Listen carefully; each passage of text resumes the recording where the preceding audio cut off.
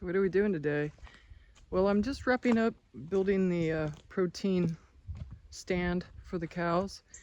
But it kind of led me to think about what I typically do around here, if at all possible, and that I build something rather than buy something. And a lot of it has to do with economics, but it also kind of comes down to a little bit of accomplishment or feeling of accomplishment when you can look at something and realize that you built that and it's super useful. So just kind of a last peek at the mineral block or free mineral stand. I just rinsed it off a little bit. After all, everything was used and had been sitting in the one barn, and so it was kind of dusty too. I was filthy when I was actually working on it, and I just wanted to clean it up so it ultimately can get dirty again, but that's not the point. And I'm going to add a few extra slats of tongue and groove because I have it, and there's really not enough to put anywhere else because I really want to protect it from having the wind blow water into the feed supplement that'll go here. So I'm going to prevent that from happening. But then in looking at all the other things that I built, this is the second chicken house I built. And it really wasn't a chicken house. It was originally to put the protein tubs in for the cattle. And it consisted of one big area that was open, just like the other stand is open. But then I got some geese and I was making a house for them, and I went to the bother of putting hardware cloth down and they didn't want to be in it. So I converted it into a place where I could store feed, and then ultimately just plain old, converted it into just chicken housing, because I have chickens that brood and it separates the chicks from the older birds, because otherwise you have a problem. So you can see that I have a lamp in here. It's right now the birds are juveniles, so they go out and wander and eat. But if I was gonna, I decided that since I was gonna build something, I was gonna build a really long structure so that I could have one chicken sitting on eggs and have a brood of smaller chickens over there. And so I made two compartments, all of which are isolated and somewhat self-sufficient. I mean, I have moved this from another location and then trenched it out and put electrical so that I could have automatic doors on it and make my life a little bit easier. My original chicken house was this one. This is probably the first thing I built on the property because I wanted to have chickens and I didn't have a chicken house.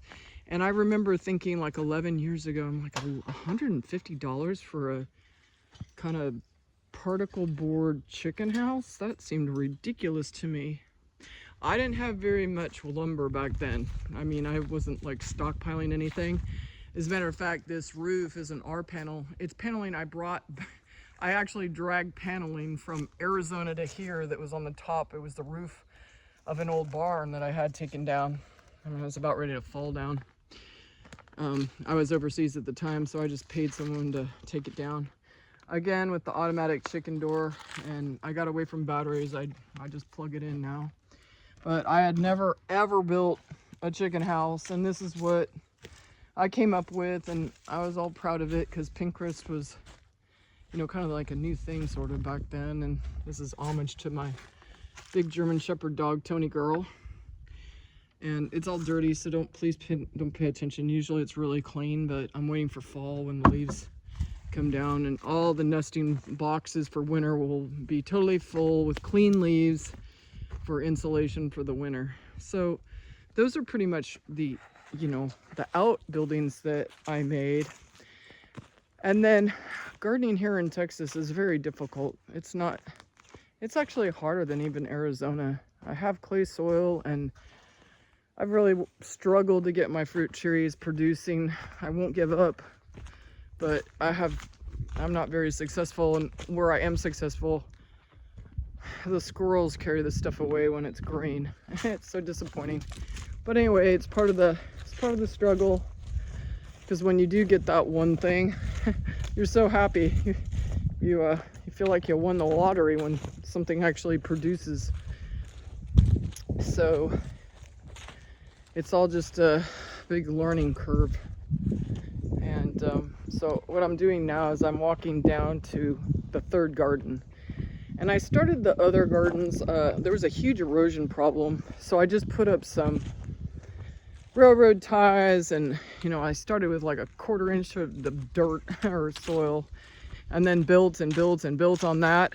But I wanted to have different gardens growing different things, seeing how the light and the shade was. So I have 3 separate gardens. They're not very big, any one of them. They're probably all about the same size ultimately, but it was primarily, dictated by what I had on hand and what I needed to do. The other 2 gardens were put in places where I had extra soil because I dug out a pond and it was really sloped, and I just put a fence there, and I wanted to like make that usable. So at one time I just kind of made it taller and put a trailer on it, but then I was like, hey, I'm gonna turn that into a garden and make it look nicer. So the other build that I did were these garden boxes, because I got sick of doing above ground rows, because it's almost like it seems like you start all over again with soil, although this soil tends to sink. I mean, earlier this year, this was all the way up to the top of the rim. Now, I built these beds because the store-bought ones were pretty expensive, and I was like, I can build something better.